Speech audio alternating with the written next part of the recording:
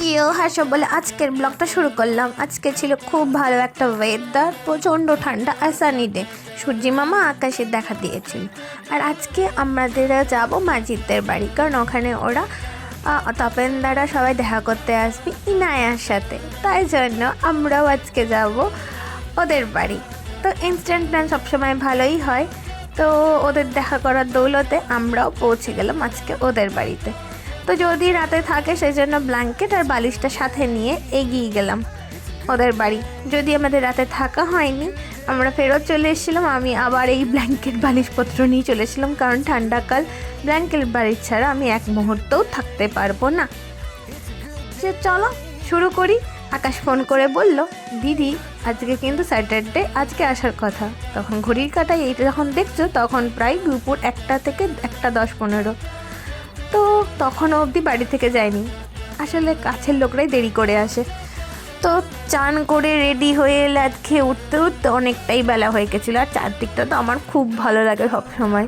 আমার সব ভিডিওতেই মোটামুটি যখনই আমার বাড়ির সাথে বা এখানকার মানে যেখানে থাকে তার সাথে থাকে, তখন সবসময় এই জায়গাটা খুব ক্যাপচার করি। আমার এত ভালো লাগে এই গাছগুলোর সাথে সাথে নীল রঙের আকাশ, সাদা পেঁজা তুলো। দেখো কুকুরটা কত বড়, দেখে আমার ভয় লাগিয়ে গেছিলো, তাই আমি ক্যামেরাটা তাড়াতাড়ি ঘুরিয়ে দিলাম। ভাই চলো দেখা যাক কী করা হলো আজকে।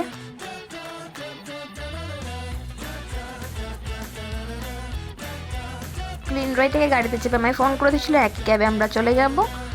এবার দেখো আজকে দুপুরবেলাতে লাঞ্চে যাওয়ার আগে আজকে দীপু আর রিয়ারা কী অনেক কিছু নিয়ে এসেছিলো। তার মধ্যে বানিয়েছিল একটা রসমালাই যেটা ডিম দিয়ে, আর একটা ছিল কালাকাঁদ, এটা রিয়া বানিয়ে নিয়ে এসেছিলো। যেহেতু আকাশের বার্থডে ছিল আর এই নায়েরও বার্থডে পেরিয়ে গেছে, তাই দুজন মিলে একদম মানে ঘরে ছানা কেটে পিওর কালাকাঁদ মিষ্টিটা মানে হচ্ছে সন্দেশ কেক হিসেবে সবাই মিলে কাটা হলো। আর খাওয়া রেডি হতে হতে প্রায় ঘড়ির কাঁটায় 4টে হয়ে গেছে। তারপরে করা হলো লাঞ্চ।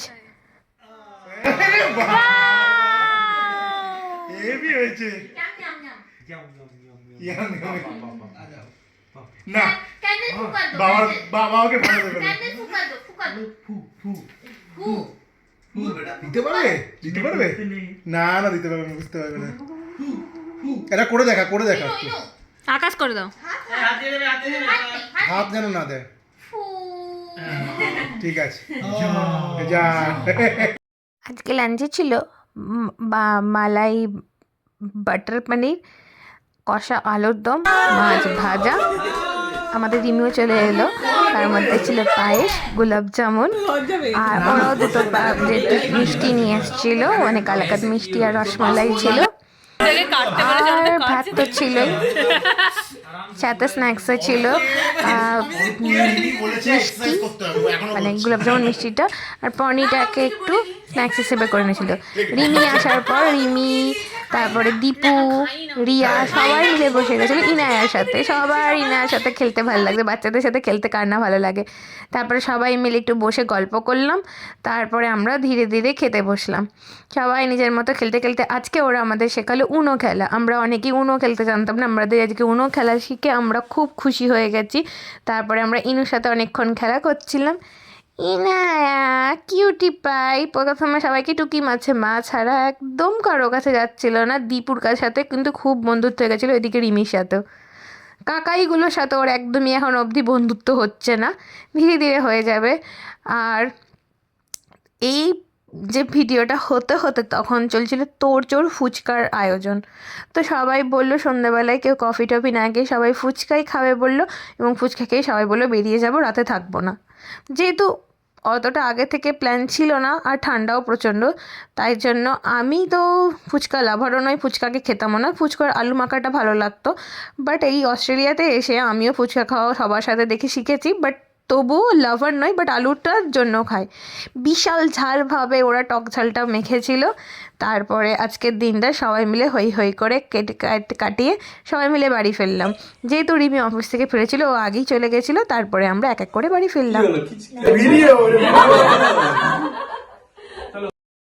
ব্ল্যাঙ্কেট বালিশ নিয়ে যেমন চলে গেছিলাম সেমনি আবার চলেও এসেছি। ঘড়ির কাটাতে এখন প্রায় 8:10-15 আমি রুমে পৌঁছে গেছি, সবাই যে যার মতো বাড়ি চলে গেল। আমিও এসে ব্ল্যাঙ্কেটটা আবার ফেরত নিয়ে এসে ব্ল্যাঙ্কেটের মধ্যে ঢুকে গেছি, প্রচুর ঠান্ডা। সবাই খুব ভালো থাকো, ইনস্ট্যান্ট খুব ভালো একটা দিন কাটলো। দেখা হবে পরে কোনো হাসি খুশি ব্লগ নিয়ে, ততক্ষণের জন্য টাটা বাই। খুব ঠান্ডা, হ্যাপি উইন্টার।